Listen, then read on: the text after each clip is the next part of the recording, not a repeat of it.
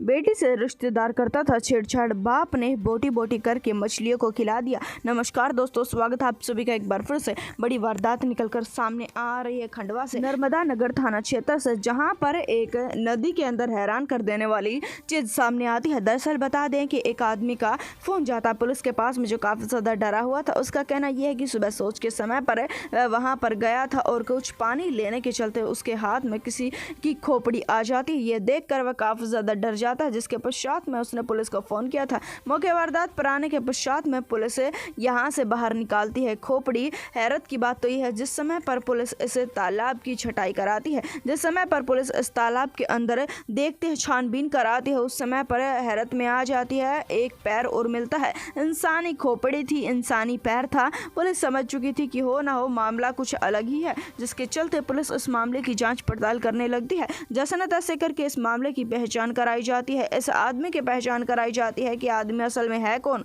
जिसके चलते जिस समय पर सच्चाई पुलिस को पता लगती है, उस समय पर तो पुलिस घर वालों के पास में ही पहुंच जाती है। इस आदमी का नाम त्रिलोक चंद निकलता है, जिसके चलते इनके घर वालों से पूछा जाता है तो बताते हैं त्रिलोक चंद का तो किसी के साथ में कोई लड़ाई झगड़ा तो कुछ भी नहीं था, पर हम काफी समय से परेशान थे, जिस समय से त्रिलोक चंद घर पर नहीं था। जिसके पश्चात में पुलिस अपनी जांच कर ही रही थी, उसी समय पर पुलिस को एक हैरान कर देने वाली सच्चाई पता लगती है। पुलिस को पता लगता है कि जिस घर परिवार से लड़की आती थी, उस घर परिवार में एक और आदमी है। उसके पास में जाया जाता है और उससे इस बारे में पूछताछ किया जाता है, जिसके चलते उसकी एक बेटी थी। जिसके पश्चात में पुलिस को पहले से ही शक तो हो चुका था, कुछ सच्चाई पुलिस को पता लग चुकी थी और कुछ सच्चाई इस परिवार से वह जानना चाहते थे। वह पूछते हैं कि त्रिलोक चंद से आपके कैसे रिश्ते थे, जिसके चलते वह आदमी बता, त्रिलोक चंद हमारा काफी अच्छा दोस्त था, थोड़ी देर तक तो अट्टे सट्टे मारता, उसके पश्चात में ज्यादा समय तक कहाँ झूठ बोल पाता था।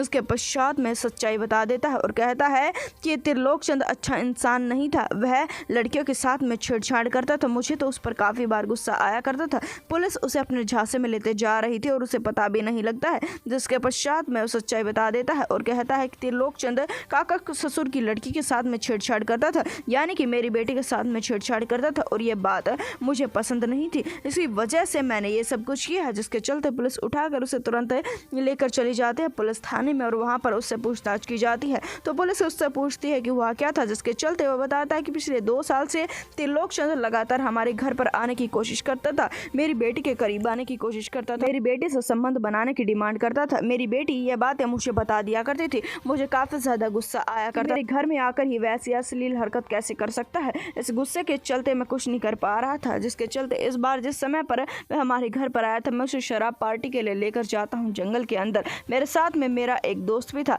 जिसके चलते हम उसे काफी ज्यादा शराब पिलाते हैं। शराब पिलाने के पश्चात में उसकी हत्या का प्लान पहले से ही बन चुका था। सबसे पहले उसकी गर्दन उड़ाई जाती है। हालांकि उस आदमी का कहना यह है कि मैं उसके शरीर की बोटी वोटी करना चाहता था, पर यह मुझसे संभव नहीं हुआ। इसी वजह से मैंने जितना मुझसे कटा उतना मैंने काट दिया, क्योंकि समय ज्यादा नहीं बचा था। मुझे इस लाश को ठिकाने भी लगाना था, जिसके चलते मैंने पहले सबसे सिर काटा था, उसके पश्चात में मैंने दोनों पैर काटे थे और धड़ को छुपा दिया था और इन सभी चीज़ों को मैंने नदी के अंदर डाल दिया था। जानकर हर कोई हैरत में आ जाता है, जानकर ये सच्चाई हर किसी के पैरों तले से जमीन खिसक जाती है। हालांकि अब आरोपी को गिरफ्तार कर लिया गया है।